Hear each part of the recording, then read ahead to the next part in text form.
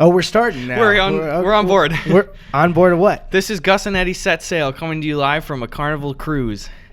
That's not... Actually, we could be on a cruise and nobody would know because of the sun. You know what we should do is we should bring these walls on wheels onto a cruise and set up and do the whole podcast as the walls are It's just on the deck. It's not even in a room. There's like a pool next to it too where people are splashing water on us. That would actually... If we could do that for like a sponsorship, that would be so fucking funny. You know what'd be so funny is if we did that for the sponsorship but still used these walls. Yeah, we had to bring... This would be the most expensive part is paying for the luggage. One thing with cruise ships, I have always wanted to go on a cruise and sneak on alcohol because there's really no consequences other than they take the alcohol. But if you bring it, you get away with not paying hundreds of dollars in alcohol. Yeah, weren't we looking that up last summer? Yeah, we were looking up because we wanted to do, we don't even have the time to do a cruise thing, but we wanted to do a little boys trip. Like a 2-day thing or something, right? Because there's ones from LA that go to like Mexico. Yeah. And there's like some people will empty out their mouthwash and fill it with like vodka and then put dye in it, and then they'll melt the seal back on the plastic, and that's like the best way. But they also sell those bags that you can like put in your backpack that make it not show up on like the x-ray for it or something. Yeah, it's crazy. A lot of the other results that we were seeing too is most of the major tour lines, they allow you to bring one 750 milliliter bottle of wine on there. It's per person, right? Per person. So what people were doing is there were guys that were showing you how to meticulously buy like the right brands of wine so that you could take off the like seal up top, dump it out, fill it with like straight liquor. Yeah. And then because you can get fucking mixers easy mode there. Yeah. And then like put the thing back on so it looks like just a bottle of wine. Weren't they saying like put in fucking, what's the like super intense one? It's like Everclear for it. Yeah, and they're like 90%. Yeah, they're like, you'll get the most bang for your buck. It's like, well, I don't want to drink that. Yeah. Though. It's like, I'm not just trying to get hammered no matter what. Yeah. Have you ever drank Everclear, by the way? No, I haven't. It is disgusting. We had like a few years back in college, we watched the Binging with Babish video about like the how to do foods from Sunny or whatever, and he showed how to make the riot punch that they have. Right. And his recipe was, to my knowledge, it was just grain alcohol, so like Everclear, Dole pineapple juice, and blue curacao. So that was it. So we made, the thing is just fucking stupid. You know, me, Tyler, Curtis, and Will and stuff.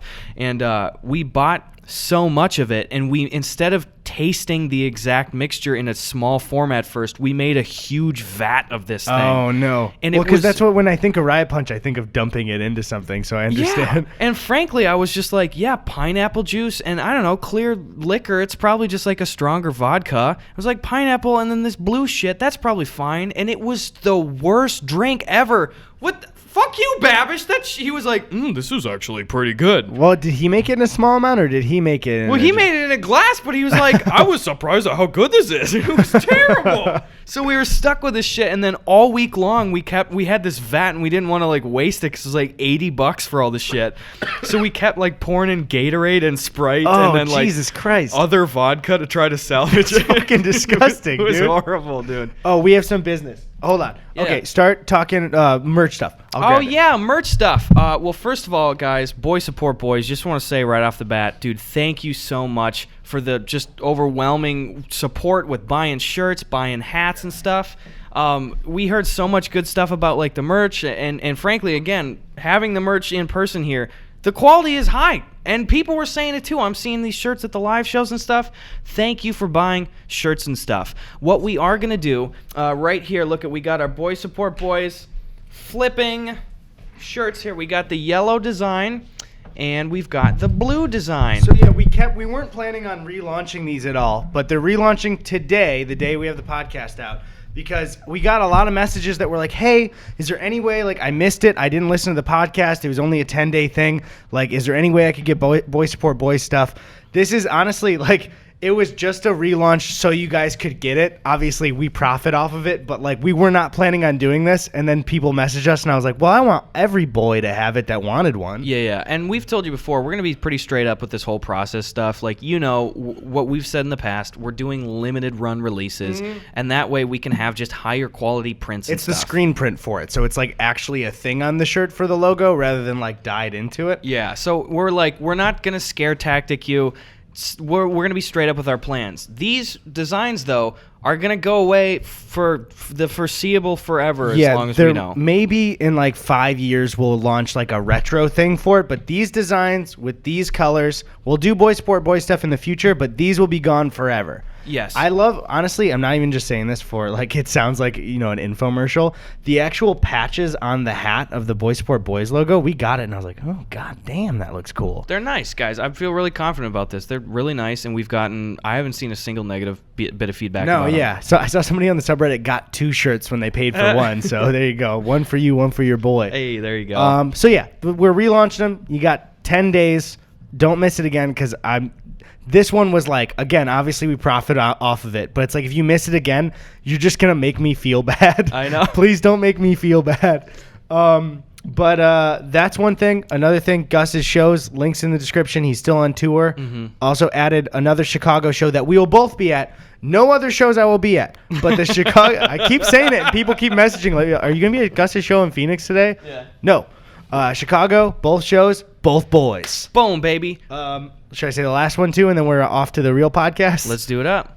Last link in the description, Bufferfest. We mentioned it on the last episode, or maybe 2 ago. I don't fucking remember. Freaking remember, yeah.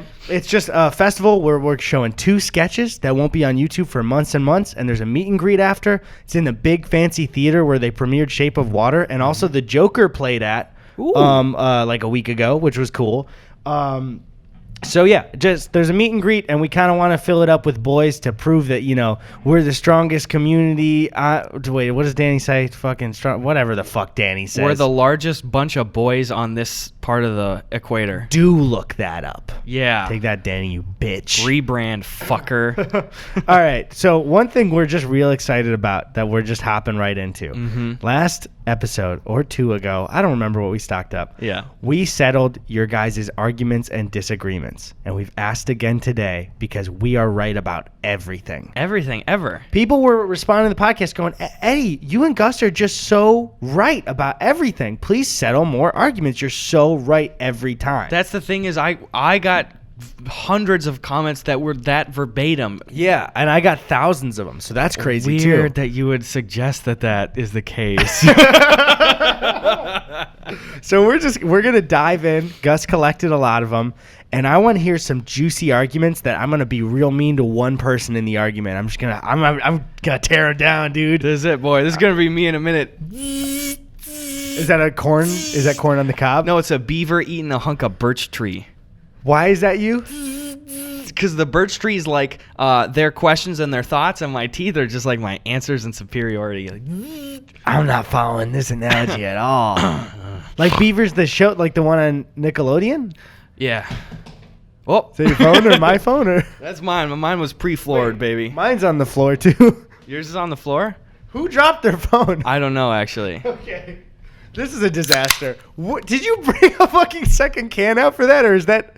What's that? Did you actually do this for the bit? Well, I was getting a little thirsty. Hand me that can. I want to see how full it is. Gus just pulled out another Dasani. This is half full. For the bit, some might say that can is actually half empty. So fuck you. So Gus pulled out another can out of, I don't know, maybe his ass and cracked it. Gus wouldn't do that. I've known him for years. All right, let's get into the first disagreement. I'm jonesing to be mean to somebody. I'm Jonestowning to be mean to someone right now. All right, well, thanks for asking your questions. You can follow us on Twitter at Eddie Burback and at Gus Buckets. And listen, we're going to fix your life, all right? Yep. So, at Wisteria says, hashtag Gus and Eddie, do you leave eggshells in the carton after you use the eggs, or do you throw the shells in the trash? I don't cook eggs enough to have a strong opinion here. Those both seem fine to me. See, I cook a lot of eggs in my day. Why would you just leave the shells in the carton? I've never heard of that. Are they okay? Here, I got it. Ready? Yeah. That is a weird thing, but I feel like it would be normal if you ran it under some hot water and got the yolk out. If you're putting gross old yolk back near your normal eggs, there's nothing sanitary wrong with it, but shame on you. It's a big shame on you situation. Yeah, and also, why would you... I could see the argument that you don't want to, like, stank up the garbage, but if that's your concern, just fucking throw it out into the bin by the road. Yeah, I don't. Maybe if you don't want it to. There's no strong opinion on that one. If that's like that might just be a regular question to us. If that's a disagreement you're having with somebody, neither of you should be passionate about either answer. All right, boom, your life's better. Fuck you. At Hermes Running goes, hey y'all, I have a friend who loves her cat very much. Problem. The cat pees on everything, including my backpack and shoes. She legitimately does not see a problem with it and refuses to accept that there is one. Thoughts? Love you boys. Well, this one's a tough one because your friend is a fucking moron. Yeah. So that's hard for you. So you're telling me that her cat pisses on your things, and they're like, it's no big deal. Your friend's a sociopath. I hate him and I don't know him. Who the fuck would think that's not a big deal? I don't get it. Maybe is your friend under the illusion that it's like, oh, but this is the house's cat, and it's just like there'll be casualties. They pees on my stuff. I'm assuming they're not roommates. Yeah. So that means the person's coming over with new stuff, and it's getting pissed on. That's worse, almost. Yeah. Yeah, because it's just like maybe if you're roommates, there could be a talk about it, but if your cat can't not piss on things just while guests are over. Maybe I throw that cat away. Yeah, just give it out. Right, throw it out with the eggshells. That's am I right? That's a broken cat. Either plug it up or throw it out. Try storing your cat into the egg carton container in the fridge. Yeah, but only after you run it under hot water. That does make sense. At Fat Cat VG, whoa, Fat Cats again, goes, my brother and I were in disagreement about whose responsibility it is to close/open the garage door from the car, the passenger or the driver. Well, you guys speak to each other, right? So yeah. Who?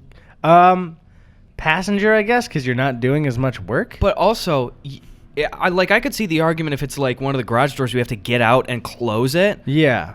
From the car, they wrote it right there. Just clicking the button? Clicking a button, you baby! What the fuck? If we're understanding this correctly, just press the button. If you have to get out of the car, passenger. Yeah. Because you already are, I'm assuming the car is started, and you're sitting there, and you'd have to park it and get out and leave the car running. Passenger then. Yeah, okay. I'm fine with that. It's just like, they drove you, do the rest. Yeah, but also it's such a non-issue, too. Yeah. The passenger should take the initiative to do it. But if you're the passenger or whatever, and you're like, hey, dude, can you hit the button? And the driver goes, no, you hit the button. Then the driver sucks. Because just someone put the button. It's not hard. Even if you have to get out, it's not hard for either of them. But no, yeah, that's... If you have to get out, I think it definitely defaults to the passenger every time. It's just like, they did the work. And that's just the same thing, too, where I think the driver usually gets to choose volume for music and pretty much everything for it. If you're driving people around, you get to choose most of the things in the car. I do agree with that. How many folks you hit, how many side swipes you lay down. Yeah, I do a lot of those. Even when I'm in the passenger seat, because I like to bring a really long bar, like a pole. Yeah. And I just stick it out the window, and I tell if I see somebody, like, say we're at an intersection, right? Okay. And I'm on the right side because I'm the passenger, and we're not in Europe. So anyways, as I was saying, there's nobody to the right of me, but I see diagonal across from the intersection, there's somebody waiting on the left side to cross toward us, right? Okay. I tell the driver, hey, actually, the place we're going is up on the left. As they're making the full left turn, I extend the pole and I swipe the guy right in the side of the head. Okay. And then we keep driving. It's a lot easier when I'm driving because then I can just use the car. But the pole's a whole thing. It's extendable.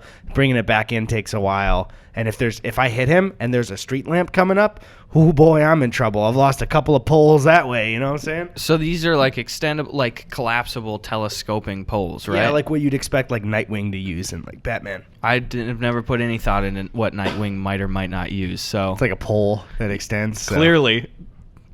Yeah. Yeah. So take that home with you. Anyway, so open the garage door. Yeah, open your garage door. Boom, your life's better. I want a real disagreement, though.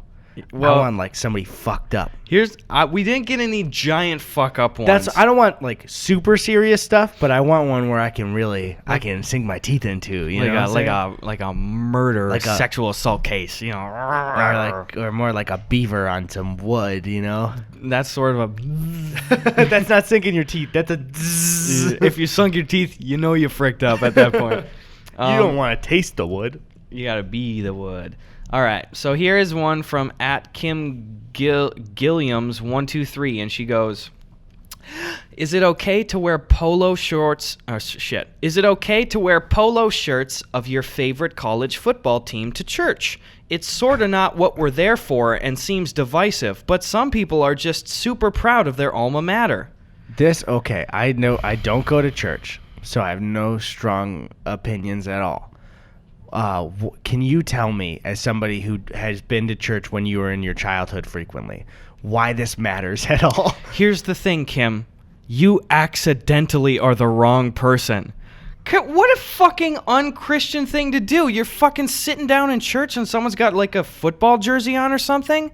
It might look goofy, Well, but like people dress up for church, right? sometimes, But a also polo's fine, isn't it? But also, like, I come from, like, my family's church is one of the most, like, kind of like a lot of older folks are going there. It's definitely way more traditional. It's not like kind of one of the upbeat, you raise your hand up, like, inspirational. It's a very, like, kind of reposed kind of things. And still, in that environment, every Sunday, you actually see a lot of folks show up in football jerseys and Well, stuff, it's not too. even jerseys. They set up polo. Yeah, so polo. It's like the Gators logo on a polo. It's Yeah, like so a Lacoste shirt. It's fine. And so not only does it not stand out, me speaking from like this hella traditional thing, often the pastor will joke about it, so like, I'll try to get your folks in home in time for the Packers game, stuff like that.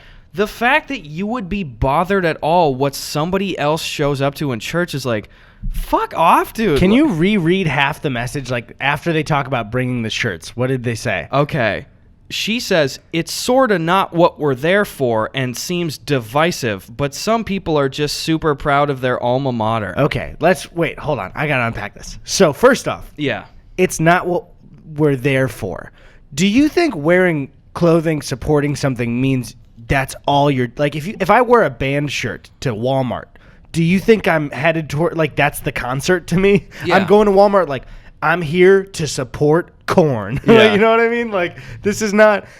So one, wearing the jersey doesn't mean like, oh, I'm there to get into arguments about college people, or not even a jersey, a polo. Yeah. Second of all, I know it's divisive. What the fuck is that? What is it like?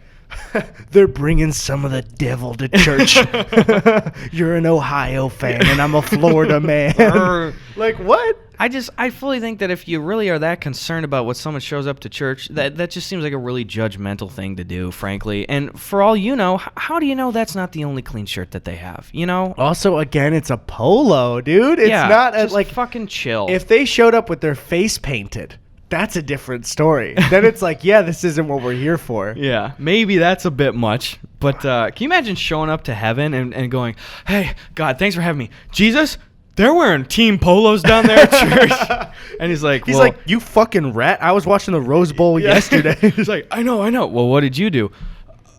Did you donate any money during your life? Did you ever volunteer time? No, but I didn't wear a polo. It's like, and that's not what we were there for. We were there for you, Jesus. And he goes, listen, I hear you, Kim. You're so right. I'll just kill him now if you want me to. That was not what they were there for. They should have spent more time staring at my skinny, mangled body hanging over everybody. I don't know. Kim, I went in hard on you. I'm glad you're here. Thanks for listening, but chill, dog. All right. @Cameron Wrestle says, peanut butter goes in the fridge. My roommates disagree. I disagree. Why are you having cold fucking peanut butter, you That's weirdo? You fucking psycho. Creepopath, dog. What? Okay, first off, if you're using... Let's say you just like it cold. That's fine. But to say it's an art... You have to accept that you're weird if you're having it cold. Yeah. You have to be like, hey guys, I know this is kind of weird. It's just how I enjoy it. Yeah. If you're disagreeing with your roommates going, peanut butter can't be served warm... What? You're wrong. You're just so wrong. If you're making a PB&J, Yep. the jelly's going to make it cold anyways. If you're doing it for anything else, why do you... This one makes me mad. Not because he's having cold peanut butter, but he thinks that this is like a, which way do you like it? Yeah. It's like saying, do you like putting the toilet paper over or in the next room? It's like, I don't know. You know what I love too is he's accidentally answered his own question as to statistically how weird this is. Peanut butter goes in the fridge. My roommates disagree. Yeah. No. So, so that means it's communal peanut butter. Yeah. That he's putting in the fridge. That's fucking weird, dude. Did you already say this? Peanut butter's hard enough to spread as it is, let alone fucking ice cold. I didn't say that, but I didn't think about that. Yeah. Here's the thing too, even on like store-bought bread and shit, like it's pretty spongy, it sticks together and stuff. Even speaking from experience, being in the minority of families who's like always has like homemade bread and stuff too, you are already fucking compromising the structural integrity of the bread just by going on with peanut butter. If I just spread cold peanut butter on that bread, I'd have a casserole of just crumbs. It's really bothering me. I'm, again, glad he's here, glad he's a fan. It's bothering me that somebody that enjoys our stuff... let me finish. It's not that he likes cold peanut butter, but the fact that he's like, oh, I love the Gus and Eddy podcast. Also, peanut butter belongs in the fridge. Those shouldn't click. Those shouldn't go together. I don't understand what's going on. Getting a couple unforeseen consequences of this segment. What if everyone unsubscribes? we end up, everybody goes into the disagreement. We disagree with everybody asking questions. Listen, I love you. That's stupid as fuck. You know what you sign up for, guy, okay? All right. And if you disagree even more with us, it's a final thing. We will beat the shit out of you. Yeah, we have legal final say. We got final cut privileges, okay? Yeah, and also just re-upping again at the Chicago show. We will be punching everybody hard in the face in the meet and greet line. Yes, as Eddie and I will both do when we are present at every single show together outside of Chicago. We'll line up together. Oh, wait, there's no shows. All right. Oh, man. Anyway, your life's better. Belongs in the fridge. Belongs in the fridge. I'm sorry for your roommates. That's worse than the cat piss one. Yeah. God, I can't imagine, too, like, asking a question here in this venue and thinking you got such a slam dunk position. I think he would have known we would have disagreed. Yeah, he's cool. He's cool. He's cool. I mean, again, it's nothing about him as a person. Just that one thing makes me mad. What if you bring cold peanut butter to church and you're wearing a Bears jersey? Well, that's just not what we're here for. And your cat's pissing behind you the whole time. Anyway, at Nebula Rocket goes... Movies based on books are inherently bad if they differ too much from the source material. I don't agree at all. What? That's what, I mean, Harry Potter just differed from the source material to a degree. Yeah. Or what also, about... it's a new medium. It is a new medium. What about, like, The Shining? Arguably one of the most iconic, not only horror films, but films of all time. Yeah. Like, Kubrick went out of his way to do, like, these, like, literary fuck yous to Stephen King by, like, changing the colors of the Beatles to, like, say, like, no, this is my vehicle. Like, you're not fucking in charge. So much was changed, and that's just a single movie example. Yeah. Also, that's such a... We're disagreeing with everybody. I don't want to... I'm not saying you're snobby, but that opinion that you can't explore a new medium with a piece of art sounds snobby, like, don't touch books. It's like, no, it's an incredibly new thing. It's new. You could still enjoy the old one. You could completely fuck up a book in a movie, and it still, like, didn't hurt the main thing. Yeah, and I'd be really hard-pressed to find any examples of being able to accurately say, hey, this... like X form of media is inherently bad. Yeah. That's just you creating barriers for yourself. Yeah, except for I was gonna say furry content, but this is a joke. We like to kid around. We like to kid around. We do. We have enjoy who you want to enjoy. Fuck who you want to fuck, even if they're in a big dog costume. What are you gonna do? What are they gonna do? They're in that costume. They're trapped. They're trapped. That sounds a little. Sorry. What the fuck? Hey man, not my costume. Is the costume tied down or something? Or?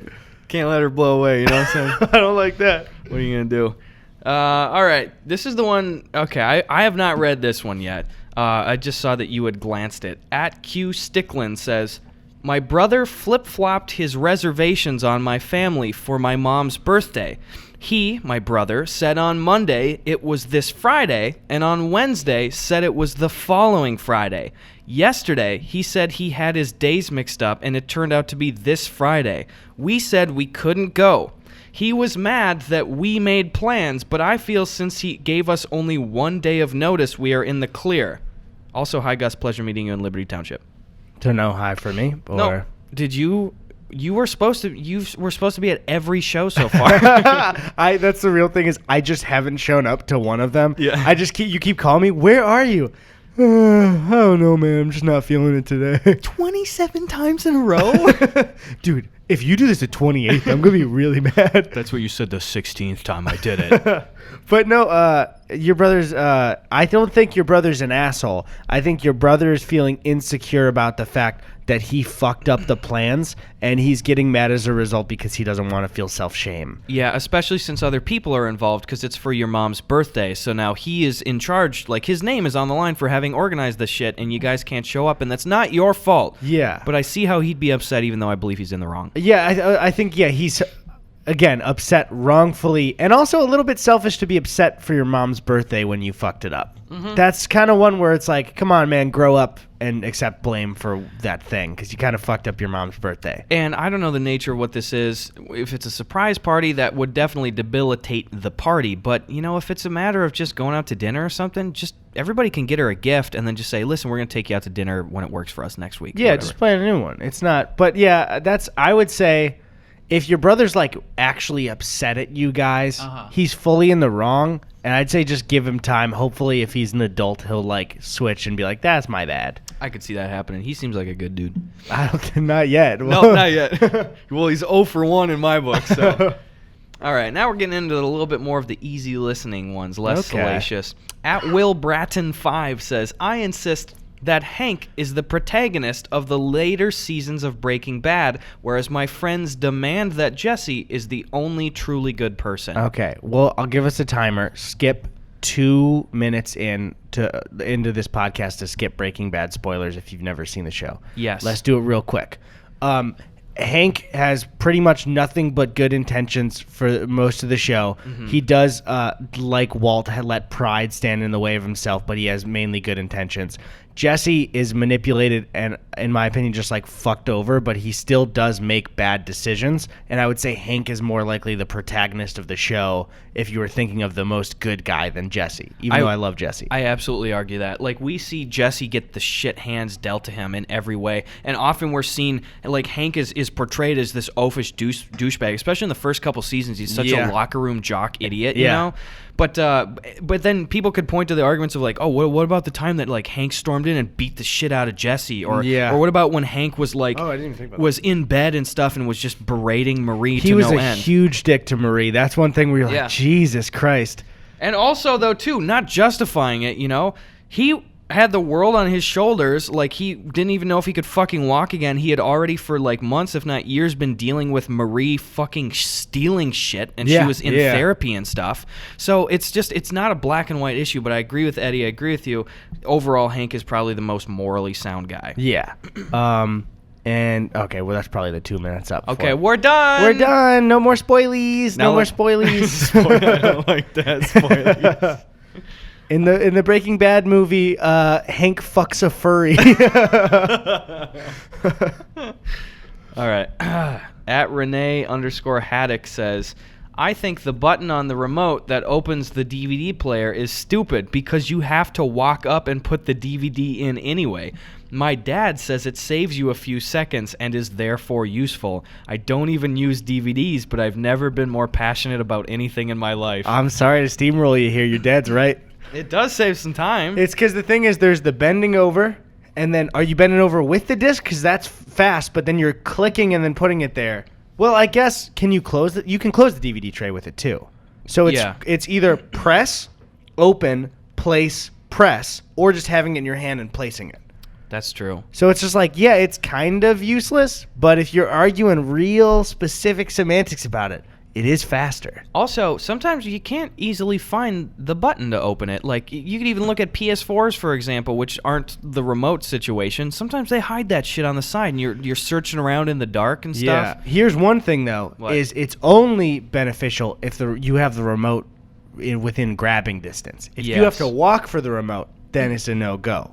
I could see it being helpful, too, in troubleshooting situations. We've had times where maybe you're dealing with a scratchity-scratch DVD, and you just need to, like, be like, I don't know, open the tray and close it. Yeah. I mean, that's just an added little feature. Yeah, I remember one time having a DVD so scratched that it kept glitching out and going to like the main menu or freezing, and I was so dedicated in finishing the movie that it took me like 3 hours.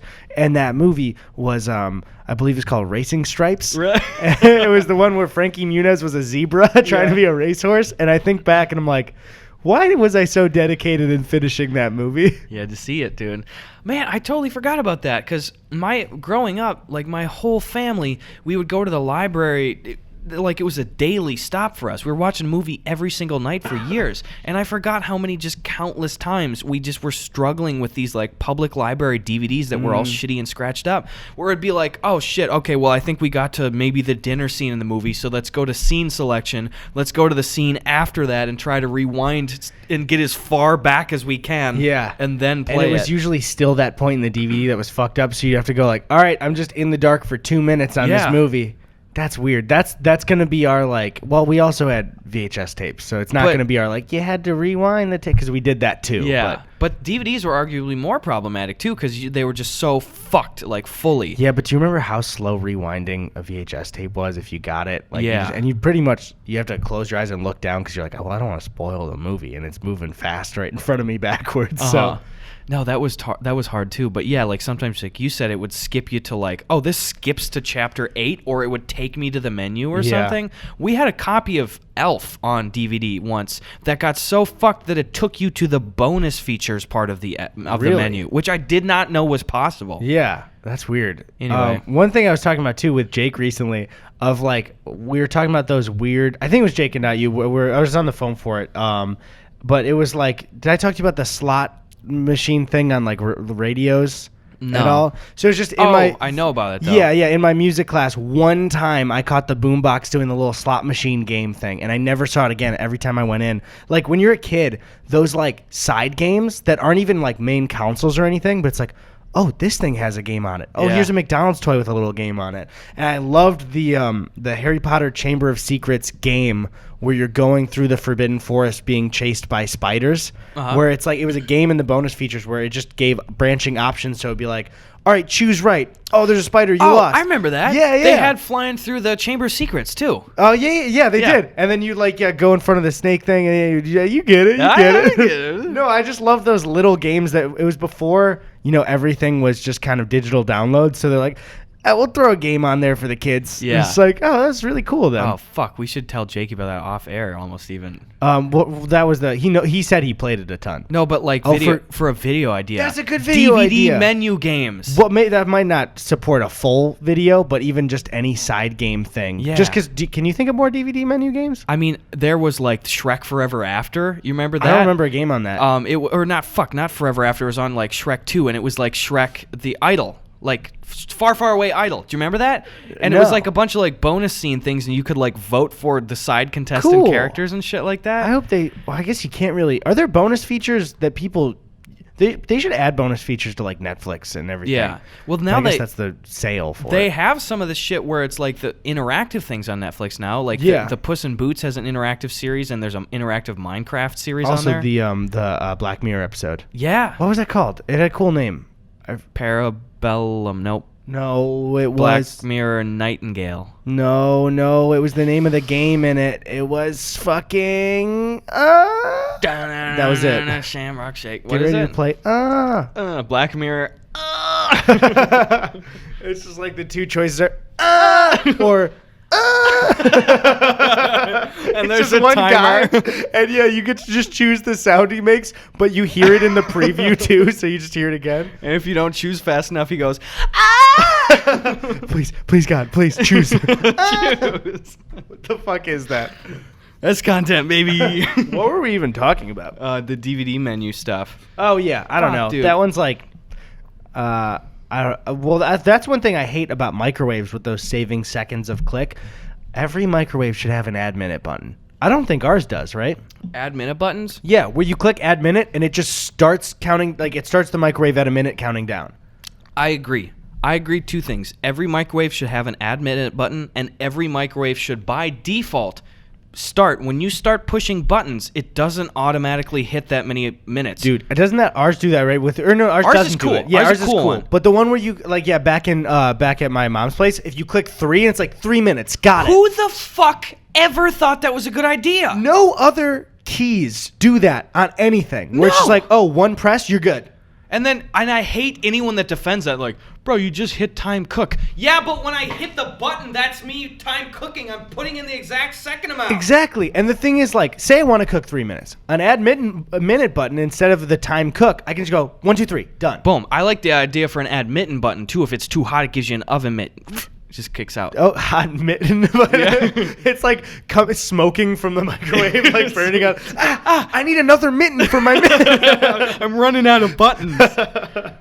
Yeah, fuck those. That never made sense. It's always the cheaper microwaves, too, that do that. But also, it's like, why is it the cheaper microwaves? I don't know. Is it cheaper to program them to be shittier like that? Yeah. Also, every microwave should have a handle. I don't like the buttons that are like, you can't pull it out. You gotta spring load it backwards towards you. And also, if that goes out, well, you're fucked. Good luck getting in there, bitch. Yeah, you can't open it. Yeah. You have to break the glass and microwave without a protective glass from now on. Yeah. Just stare in front of it, or you'll put your hands to block the hole.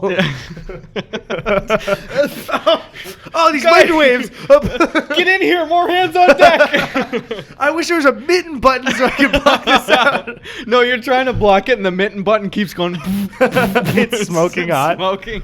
Oh man. Oh, we have fun. We're funny guys, We're funny. man. We're real funny guys. Also, by the way, I don't know where we're at numbers-wise, you guys, but the podcast channel, we're right on 100K's doorstep, okay? I think I'm going to guess we're at like 92, which is still the doorstep. Let's see. Wow, dude, we're at 93.9K subscribers, dude. Whoa. And again, we sound like a broken record.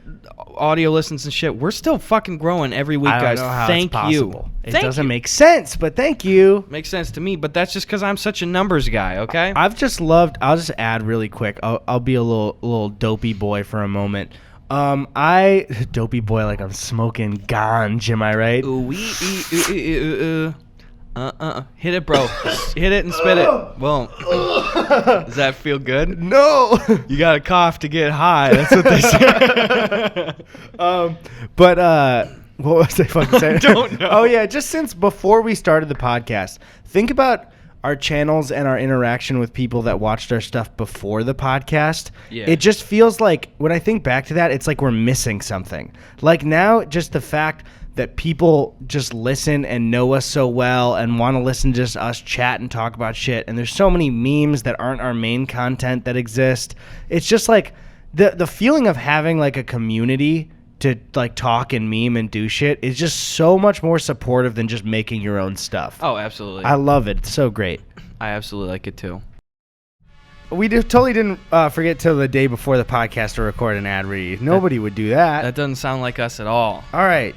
Sorry, these are words that I'm coming up with my brain and not off an ad sheet on the phone in front of me. Uh-huh. Intro. Am I supposed to say intro? No, don't say it, dude. Subtract the intro. Anything that's highlighted, don't say that. Okay.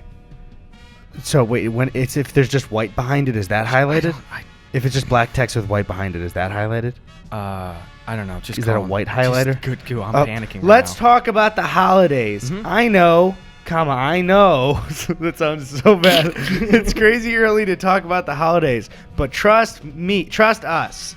You don't want to go through another holiday season taking closed-mouth photos while everyone else is grinning ear to ear, do you? That's really threatening. Yeah. That's you, though. That's from your heart. Yeah. That's how my brain came up with this. Mm-hmm. Getting a photo-ready smile starts now. And it's easier than ever with clear aligners from Candid. Take it away, Gus. Listen, to trade off to my brain, I've just been thinking Candid's aligners can help straighten your teeth faster than traditional wire braces, and treatment takes just 6 months on average. Here's what my brain's thinking.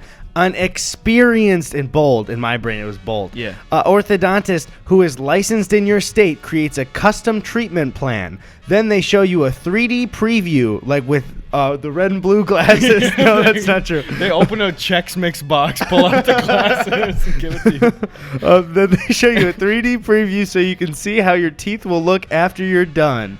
Candid's aligners are comfortable, removable, and completely invisible. Candid ships your aligners directly to you, so there's no hassle of going to an orthodontist office. You don't want to talk to that dumb Stupid nerd. Rebecca, the secretary at the orthodontist office, and she's actually a real sweet lady. Yeah, I like her. I'm sorry. Candid costs 65% less than braces. And with each aligner purchased, Candid donates $25 to Smile Train, who brings safe, 100% free cleft lip and palate treatment to children around the globe. Get your photo-ready smile by the holidays. Go to CandidCo, as in CandidCo.com/Gus and Eddy, and use code Gus and Eddy, no spaces, to get $75 off. Whoa. That's at CandidCo, as in CandidCo.com/Gus and Eddy, no spaces. Use code Gus and Eddy for $75 off. Well, they wanted me to say it again. Let's say it together. CandidCo.com/Gus and Eddy, code Gus and Eddy. Back to the podcast. This is a great episode. This is so good. And I like canned green beans. They're better than frozen ones. Was that just you saying something you liked? Sorry to get a little controversial. I know we're pretty non-political here, but yes, it was. Aren't canned green beans not crisp at all, though? No, they're Those totally little not. Soaked boys? They're absolutely not. And the thing is, if you separate green beans into 3 tiers, canned, fresh, and frozen, in my opinion, the fresh is the best because it's got that nice snap, that nice like squeak and bite to it. Yeah, a nice squeak. I like sometimes just getting a couple of fresh green beans together and turning on the tub, sitting in there and going like the SpongeBob like pickles. the pickles, yeah. But mine's in the tub, so yeah, so it's even funnier because your dick's out. I do it against the side of my dick. That's the only way I can climax anymore. If you ever hear me late at night through the walls, just green bean. That's why I've been yelling that. I have somebody over, you just hear green bean. What is that? It's just Gus in the tub again. Yeah. I do it to music too. That's the thing. You hit it with the beat. Yeah. You can call me Green Beans, baby. I'll rule. Sabrina says that I totally stole her joke. Wait, what? She just goes, "You can call me Green Bean," but I found a way to incorporate it into my sexual fantasy that I'm talking about right now. Okay, so you did half steal the joke, but it also I did. It had to do with saying it while you were ejaculating. Yeah, it's protected under fair use. What can I say? All right. It's Jessica Paris says, again, this is a little bit more of the subjective shit. But she goes, a friend of mine thinks that Ringo Starr is arguably the best Beatle, but I think that it's Paul McCartney. This is taking both their work into the band and after the band split into account. I'm going to hit you with a controversial opinion here. Yeah. I don't care about who's the best Beatle at all. I don't care either. I wish I did have like a real music opinion about that. But it's like, I don't know, whenever I see somebody like picking John, they seem like a certain type of person. Yeah. Where, oh my God, he was just so beautiful. And didn't it come out that he like beat his wife? Let's look that up. I don't want to. I told you before, I'll tell the audience now, where it was like, it was somebody having like a snobby music opinion of like a new rap just sucks like crazy. And, yeah. Somebody responded and was like, back in my day, we listened to real music when John Lennon was beating his wife. Domestic abuse is not funny.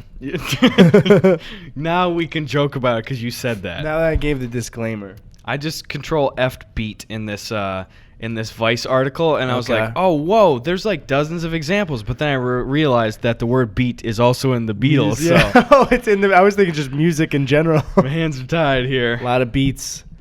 It's only showing up in the word Beatles. The cops are at his house. Oh, Mr. Lennon, you're saying that you didn't abuse your wife, but if you block out some of the letters of your band, it says beat? Whoa. And you go by the Beatles, does that mean that you all walk around beating people? Or I'm going to get the handcuffs from the car. Yeah. Stay right there. Don't sing any songs. It's like, just being really like, please don't say it. He's glad that he remembered. Oh, good. By the way, you don't sing. Not you can't just... Don't test me. It's because like he's worried that if he grabs the handcuff, he's like, imagine all the people. He's just like he starts tearing up. I can't arrest this man. Don't sing any songs. Imagine if that were me. You're free to go. Imagine, being in my place. I can't arrest John Lennon. Yeah, goddamn. Did he beat somebody or not? Shockingly enough, my Google search of "Did John Lennon beat his wife" did not result in an easy bolded answer at the top of the page. It's the Google bolded answer, just yes. Yeah. All right, well, I don't have a favorite. Ringo beats the drums, There you go. So who's the real victim here? and Paul McCartney helped make beats for Kanye. And Beats by Dre. So Wait. that was George. Just well after he's gone. Most people don't know that if you have any Beats by Dre right now, take out a little microscope and look at the logo, and it actually says Beats by Dre parentheses actually George Harrison. Dre actually sold it before he did it to Apple and made $1 billion. He just sold it to George. Here's a quote from Sean Lennon about. I'm only seeing huge articles, which to the naked eye, you deserve to read a full article whether or not you're going to determine if somebody's a wife beater. But in the interest of our podcast, we're looking at snippets, baby. Listen, guys, I need a summary of what he did. There you go. Here's a quote from Sean Lennon, his son, that says, "I have to say that from my point of view, I felt that he was a hypocrite. Dad could talk about peace and love out loud to the world, but he could never show it to the people who supposedly meant the most to him, his wife and son. How can you talk about peace and love and have a family in bits and pieces? No communication, adultery, divorce? You can't do it, not if you're being true and honest with yourself." Okay, well, there you go. So everybody who's like, John is all about peace and love, man. Well, it sounds like he's a shit dad, so. Yeah. And also, again, even if you take all the personal aspects out of it, again, I hate weighing in and saying, like, this is the right answer, this is what you should believe. If you're comparing Paul McCartney and Ringo Starr just on musical merit, Ringo Starr is one of the luckiest people in the history of entertainment. I still don't have a strong opinion, but I don't know much about Ringo, and that's because I don't, like... The thing is, I grew up watching the Beatles anthology documentary series, which is dozens of hours long, and listening to all their tracks and stuff. Like, I know a ton of stuff about the Beatles. And Ringo is a talented musician, but his skills... Anybody could have done what he did. Like, clearly he grew as an artist over time, but it's just pretty fucking simple shit. And, like, Paul McCartney is single-handedly, if not Paul and John together, responsible for writing dozens of the most popular, successful, genre-transforming music of all time. And he had a successful series of solo careers. There you go. And Ringo wrote Octopus's Garden. So one thing Come too, on. I think the most damaging thing for Ringo's reputation, and hear me out, was the Beatles Rock Band on Xbox 360. Yeah. And I'll tell you why. Because the drums for fun music to play on Rock Band. Beatles songs kind of fucking suck. Yeah. Because like there's a lot of cool rock songs to play on Rock Band too. Beatles songs aren't like, I'm getting into it. Yeah. And anytime I'd get frustrated, I could directly blame Ringo. You know what I mean? It's like, I'm not having fun. Fuck you, Ringo, for doing this drum shit. Because, like, for the other ones, it's just a bunch of different bands. But this one is like, this game, the drums suck, and it's Ringo's fault. Yeah. That's all I'm saying. Well, yeah, because also it's like whenever Ringo shines, they'll be like, Ringo, and they'll point to him and it'll be like, boom, ba, doom, ba, da, doo, da, da, da. Exactly. And you don't want to do that. You just want to go, dun, dun, dun, Exactly. dun. Yeah, it's the fast shit in Rock Band. Like, I love playing Chop Suey on the drums in Rock Band, too. And Yeah. Ringo would not do Chop Suey. Can you imagine? They're like, it's supposed to go in crazy, and Ringo's just like, Wake up. All right, next question. I don't have a strong opinion about it. I do. Fuck you. You're wrong. All right. We got one more in the little Pregunta Gus and Eddie Save Your Life bit or whatever this is called. And that one is from at Dub Music EDM. And they go, I believe that the word car can define trucks, SUVs, sedans, any other of the main automobiles you see on the road. However, my friend believes that car is only used to describe a sedan or like a coupe. What do you think? I think if you're casually like getting a lift and like a van pulls up and you call it a car, that's all right. Mm-hmm. But for me, it's like a sedan is a car, a sports car, like a muscle car is a car, but a van is a van and a truck is a truck to me. I agree. But I think also, if you're from different parts of the country, that might be completely different. that's so true. What were you gonna say? Like down south, they don't call them like cars; they call them like a Coke, and then you have to describe like, "I'll have a van Coke, please." I'll have a Ford Coke, please. Ford Coke. It's actually Ford Coke month coming up. Do you know? Built Coke tough. I'm done. So stupid. I'm done. So one of the Koch brothers died. No, I don't know. I don't have a strong opinion on that, but it's like, I feel like if you saw a truck, you should be calling it a truck. Yeah, that's a truck. I feel like especially people who are passionate about trucks, you call that a car, and they're like, boy, what did you just say to me? Do you see these truck nuts dangling? You see how big these wheels are? I would like to see a nice, healthy pair of sedan nuts. Or some minivan nuts. We gotta spread them out here. So it's truck nuts. You gotta have the sedan scrote. And then you gotta have the van vas deferens. I like the sedan sack. Okay, that's good. The truck testes as well. We could add to the Truck different. testes. So the truck nuts, and then truck testes are a little smaller. What else we got? We got bus balls. Yeah, of course, bus balls. There's no question. How about, so if it's sedan sack, then it's semi-scrote, all right? We could even go down to the dealer, or just the brand of it. We got Nissan nuts. Nissan nuts? I can't really think of one for Ford. You got the Ford,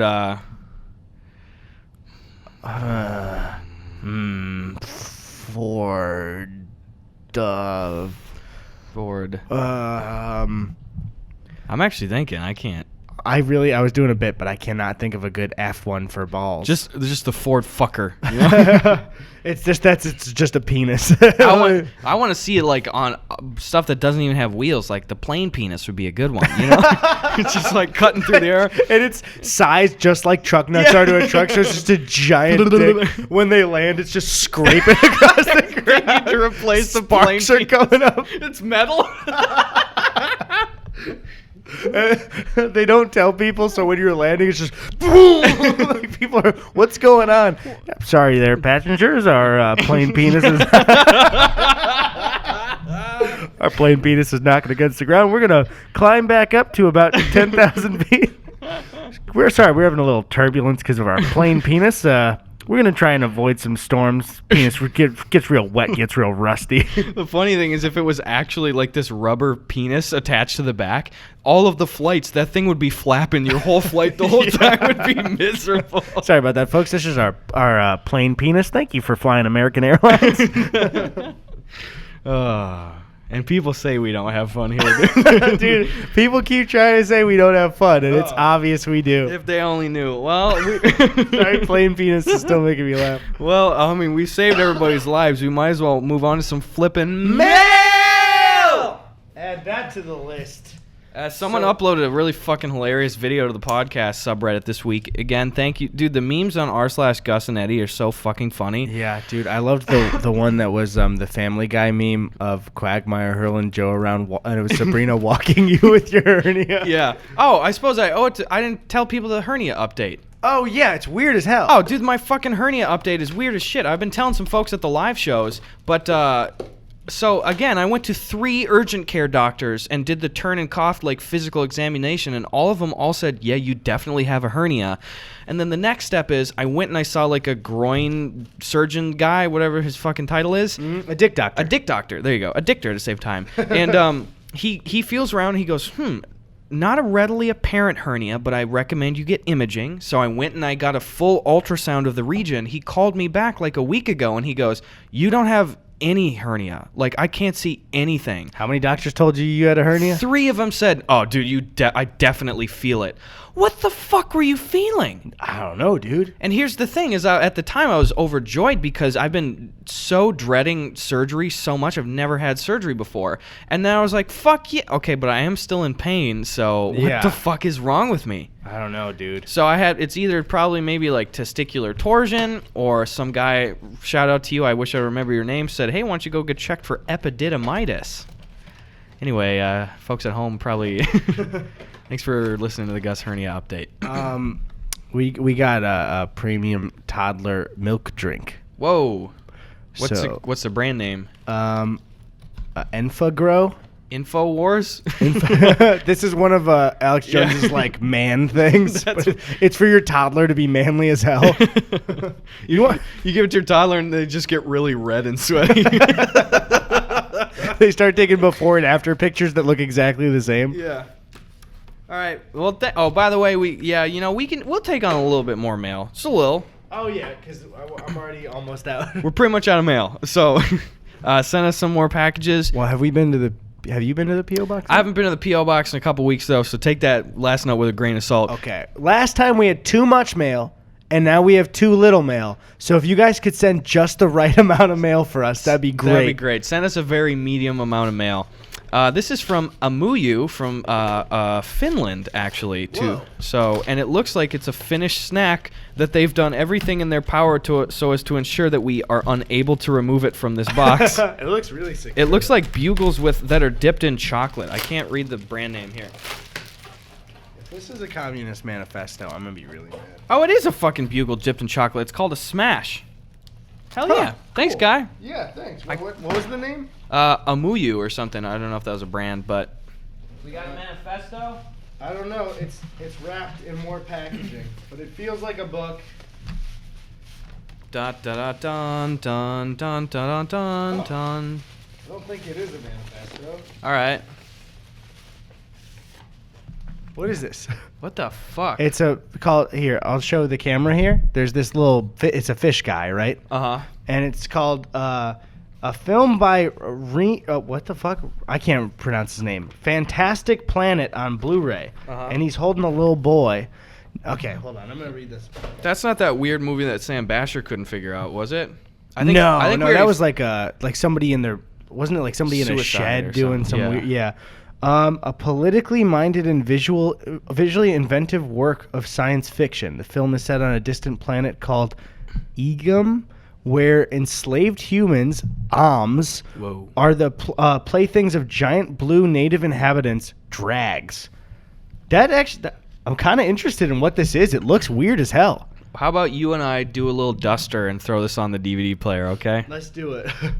Oh, there's Blu-ray special features. Fly through the Chamber of Secrets. No, this is a little joke I did. There you go. Oh, You know, you're on the dude, computer this generation. This is from 1973. This looks fucking strange. All the animation, it's like this hand-drawn stuff. Whoa. It looks like a Terry Gilliam or Gilliam animation from I Monty kind of Python. want to watch this. This looks scary. I feel like if I was anything but 100% sober, this would just terrify me. Yeah. Okay, well, thanks for the weird fucking gift. Neato, guy. Thank you. Do we have any more mail? Yeah, I got some here. Open this one from Ryan, my guy. Oh, also, Hannah sent us this beautiful ass art. Look at this. Dun, dun, dun, dun, dun. Oh, dude. Look at this is her. Hello, I want to do a little doodle for you guys. Say thank you for brightening my day with your videos. The world really sucks sometimes, but I know I can watch your videos if I need a laugh. Hannah from Kentucky. Thank you so much, Hannah. Appreciate it. Love you. Bye. I'm opening this like a moron, but whatever.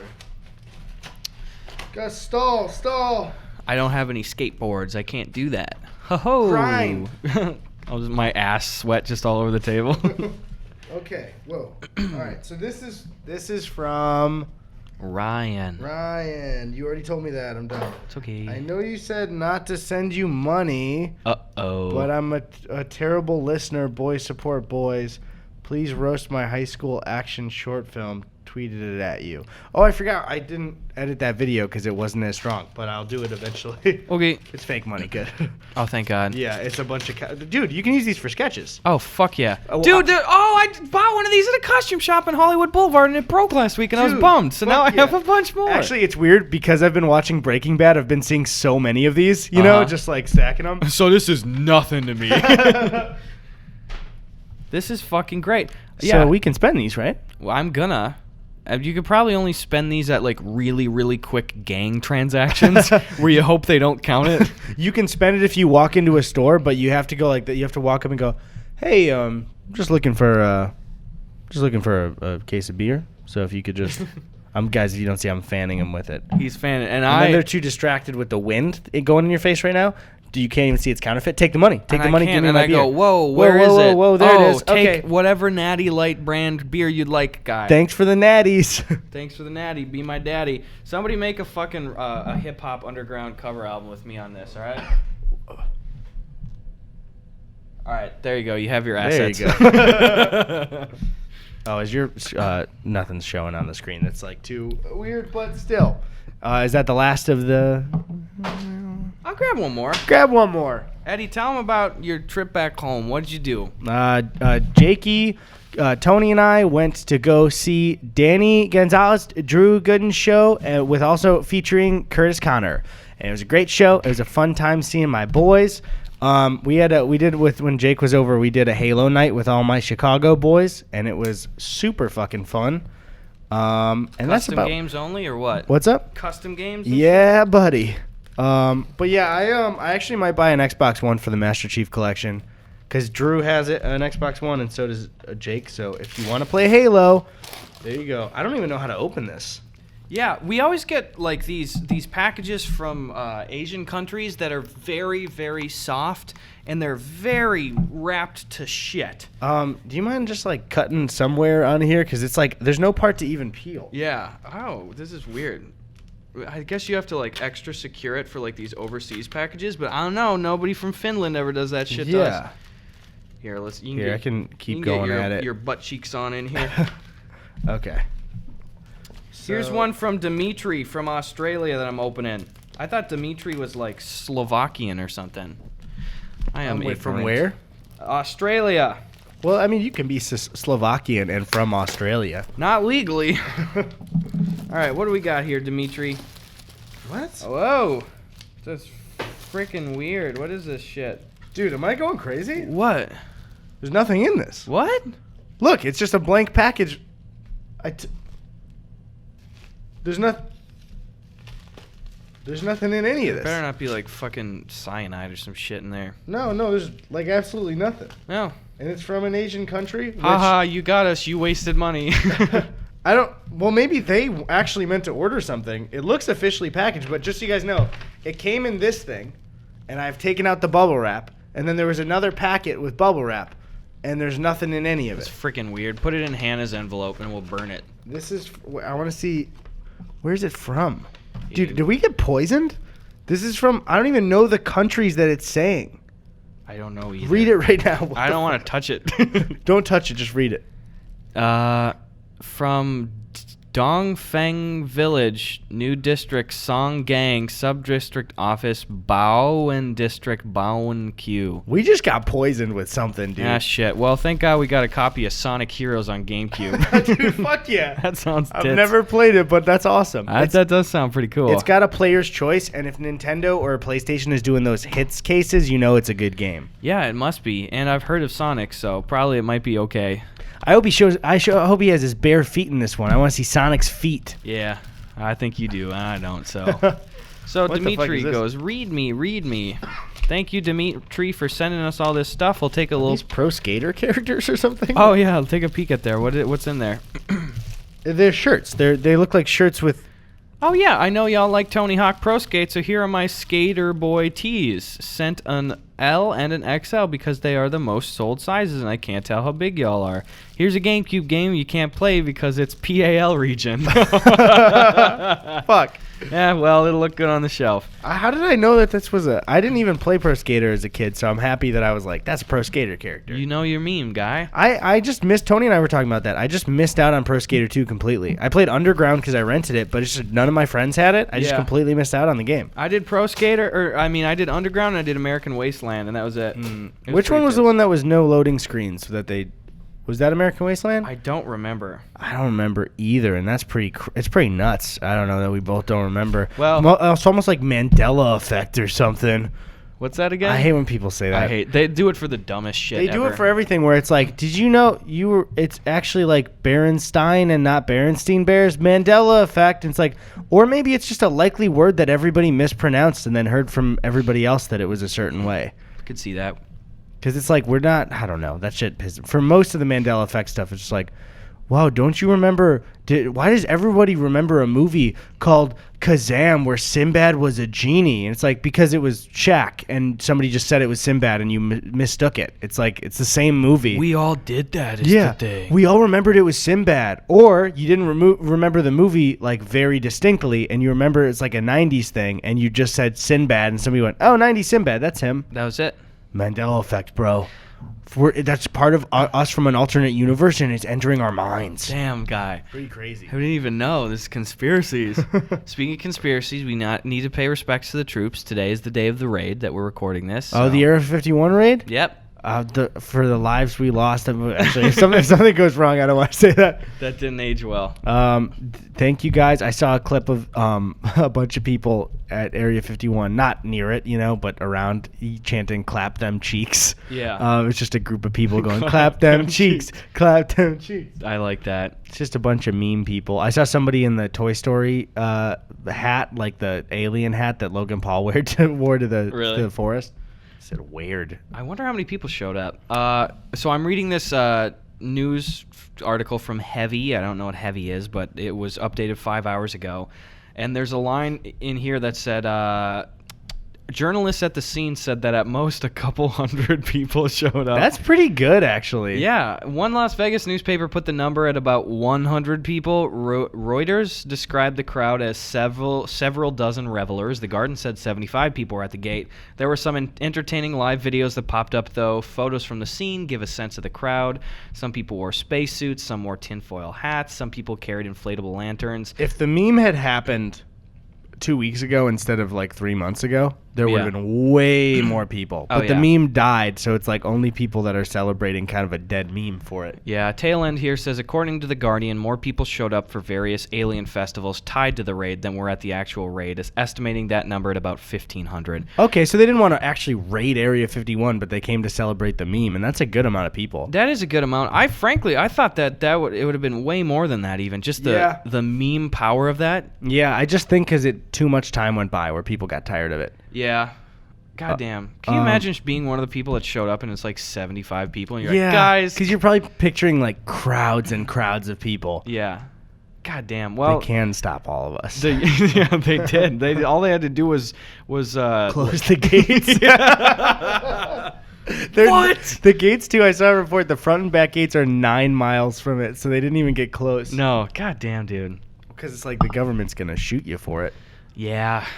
Jesus Christ. I mean, I don't know. I get so hooked on that stuff though. That would have been cool if the memes were so good. Yeah. They were like, it was one of the best memes for like 48 hours, and then already I was like, all right, I'm done with this. It was the best because it was just the perfect amount of actual danger to it, where it's like, people will probably die if people actually do this. I think my favorite one was like me and my homies after raiding Area 51, and it was just like, it was like an actual gang photo, but they had put like needlers and like rocket launchers from a Halo in their ears.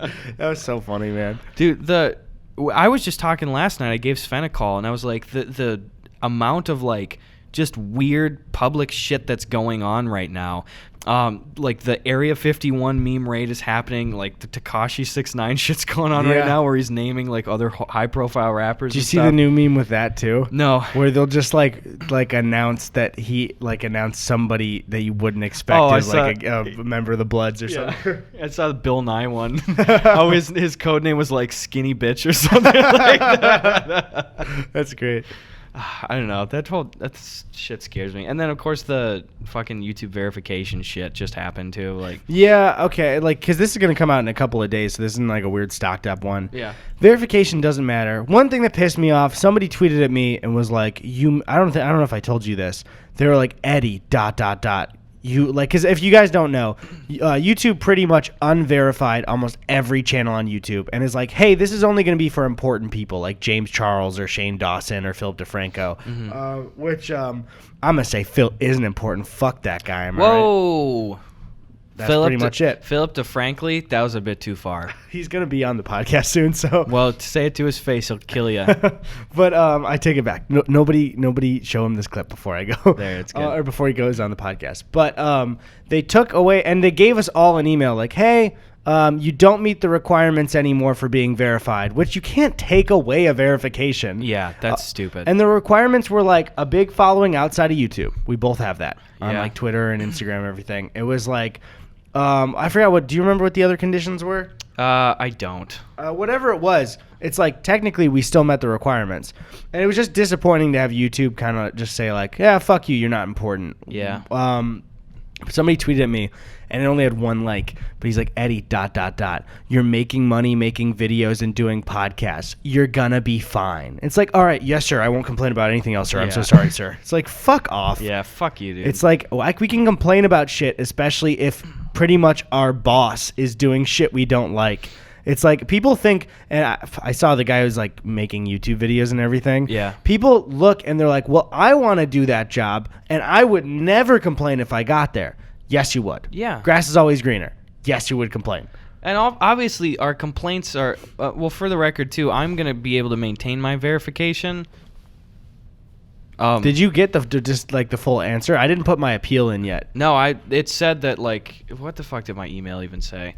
But anyway, yeah, like obviously we're not complaining like this is the worst thing ever. We're just saying that like first of all at face value, this is so fucking insulting. Such a fucking unnecessary insulting move. Absolutely insulting. Like you have people that in whatever range, people frankly from 100K subs to even in the millions of subscribers have now had their verification revoked. Exactly. Which is just like, okay, well these are people that have demonstrated over years of full-time work on YouTube that is a viable a line of work for themselves, full fucking companies. Yeah. And to have YouTube just be like, fuck you. Dude, Mike Falzone was the one that pissed me off the most. Mike has been doing YouTube for 14 years, and they're just like, nope, sorry, Mike.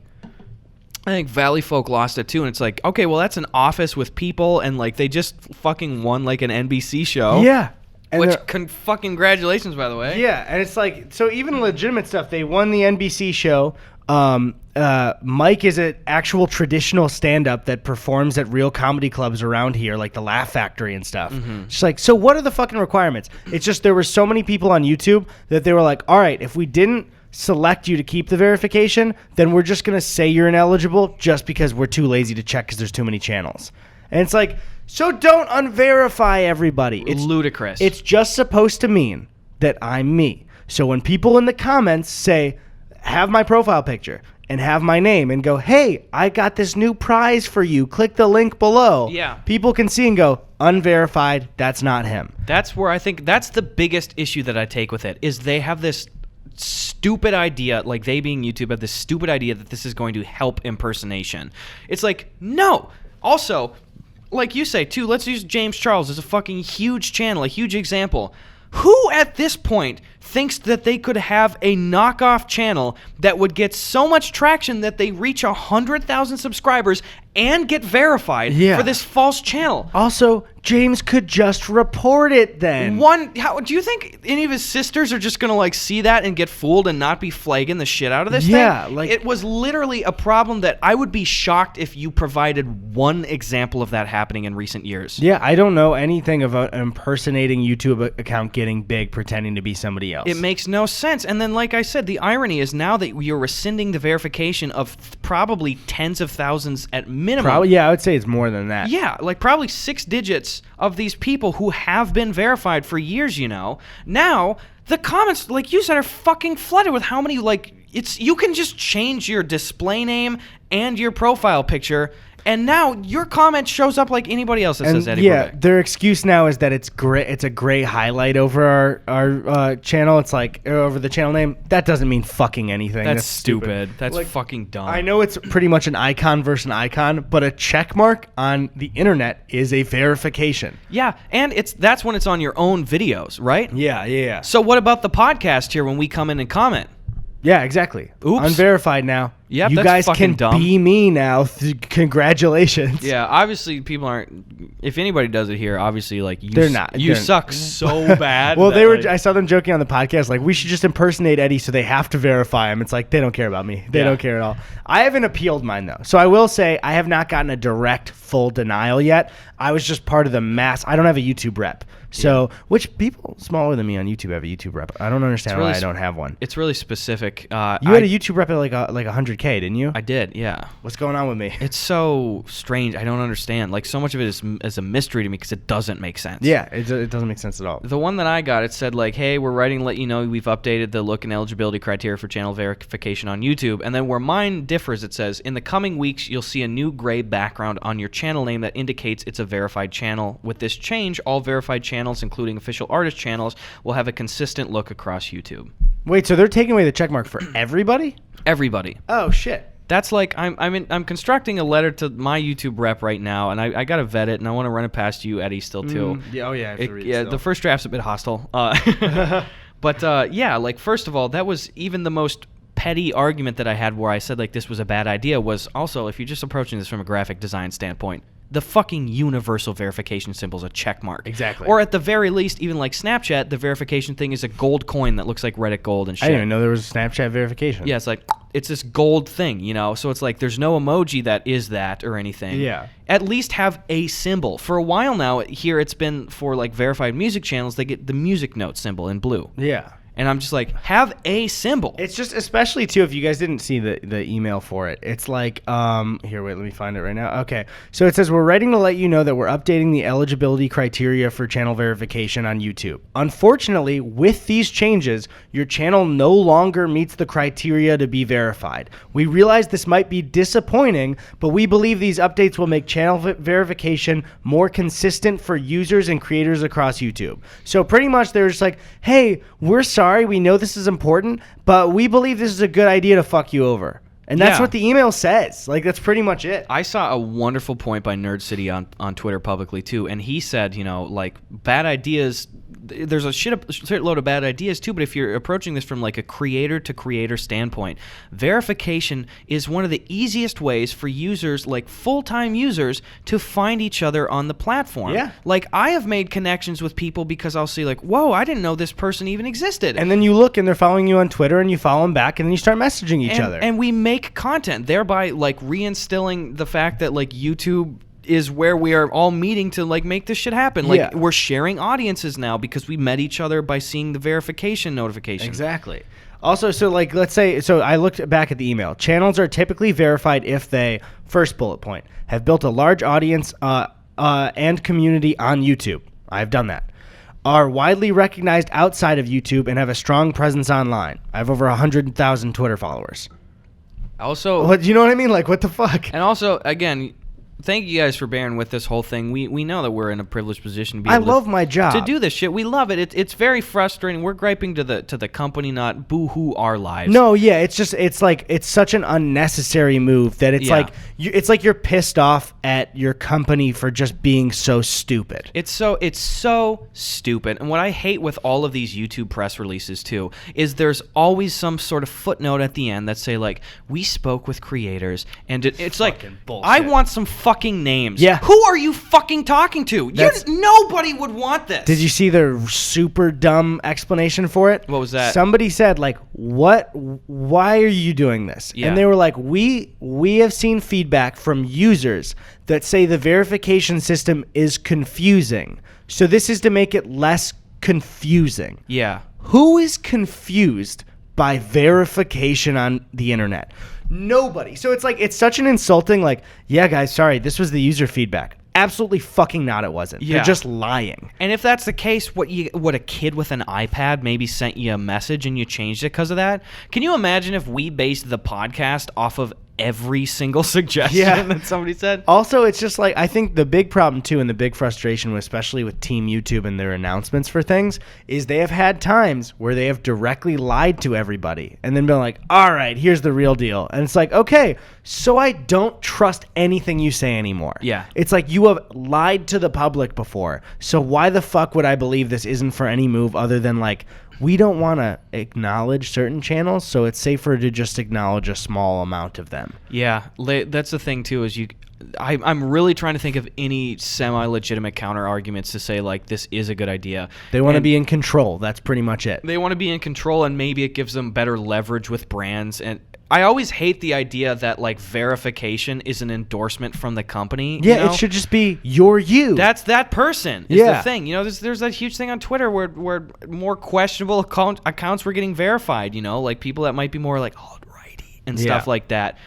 And it's like, okay, well, that is that person, though. Yeah, that's the thing. Oni had a good point on Twitter where I'm paraphrasing, but he said, like, verification should be, like, you're who you're saying you are, right? Yeah. And he was like, companies like Instagram and YouTube and Twitter need to stop fucking pretending that that's what it is and really just say what it is. You're humanizing those people online. Yeah. You're going, okay, this is a person. And it's like, fuck off with that shit. It's like, now you're important. Yeah, and it's like and most people are just pulling strings to get verified and everything. It's fucking ridiculous. And the thing is, you know, the companies can talk all day, and especially YouTube in this case, like, oh, this is not an endorsement if we're verifying. This is such a loud and clear, oh, this is who we're endorsing now too. You're trying to just custom fit who you want to showcase on the site now. Exactly. This is one way of doing it. And it's like we obviously everyone can see that, and then they're like, no guys, that's not why we're doing it. It was confusing people. And it's like, fuck you. I'm not an idiot. Yeah. Like, come on. I just hate how consistently over the years that like the press releases and stuff are so fumbled with communication, and we're treated like fucking children. Yeah, I mean, that's the big fucked one was when Nerd City caught them. If you guys haven't seen it, Nerd City made a video a while back during the big demonetization days where it's like, okay, he found in the code of the website that YouTube was assigning specific numbers that were consistent, where it was like, it would be a 405 if there was cleavage in the video. And like, it had a bunch of numbers, and he caught them, and at first they were like, no, those don't mean anything. And then like later they were like, okay, they do, but they don't affect and it's like, okay, forever now I don't trust you. Yeah. It's just like you were caught. And that's one situation too. Yeah. And we forget, you know, they have fucked up and just bungled communication and the site decisions so consistently that now after a week, people will forget the shit, you know? Yeah, yeah. And, I mean, this is even after a few days about making the decision to have abbreviated sub-counts, which, you know, have your opinion on it, what you will. I don't think that that's nearly as stupid as this decision. I don't think it's the end of the world, but it's another just, like, needlessly stupid decision. Yeah, and that they knew well in advance. Everyone was already publicly saying, yeah, we don't want this and we don't need it. Just even graphic design-wise, I was telling Tony, if you go to my mobile YouTube channel, before, it was Eddie Burback. Let's say the white square is like this space. Yeah. Eddie Burback covered about half of it. And then almost fully, it was my full subscriber count and then a verified check mark. All of the space was covered. Now, it says Eddie Burback on half, and then less than half under it, it says like 378K, and then a big white blank space for the rest of it. Yeah, and it's just like, thank you for clearing and making this look stupid and making me look way less important. Not that I am important, but it's just like, this just feels like an insult. I don't know. It's not a big deal at all, but it just feels like your dad's being mean to you or something. You know what I mean? Yeah, no, that's absolutely right too. You know, but I mean, remember when a lot of these issues were even more at the forefront of our mind, you know, when like H3 was breaking a lot of the shit and they had more like weekly takedown videos of like, look at all this stupid fucking stuff. Like when YouTube was saying, hey, we're considering like fucking up the subscriber box and making it not out of order and stuff like that. Or like, hey, how about the YouTube Heroes program where people can like mass flag? And it's like, I don't understand. I understand that you and I are exposed to this company more than like any company, period. Like we pay attention to this news cycle and stuff.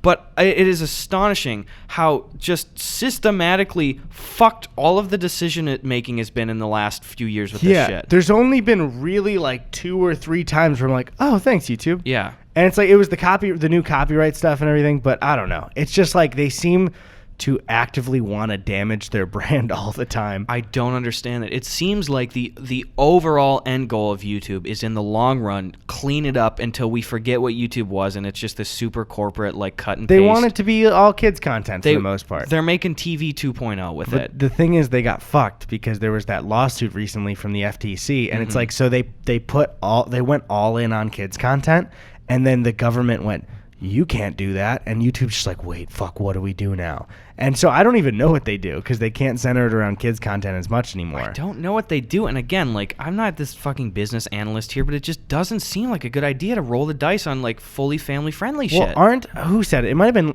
Ethan Klein. 18 to 24 is the most profitable age group. Yeah. So I don't know. I mean, I guess kids to a certain extent if you're being really immoral, but like that's the one TV plays to. Also, this is just like kind of related but unrelated. Did you see with that FTC lawsuit? If you guys don't know, it was the FTC, right? They sued YouTube for their big, like how they kind of manipulate kids with advertising with like YouTube channels.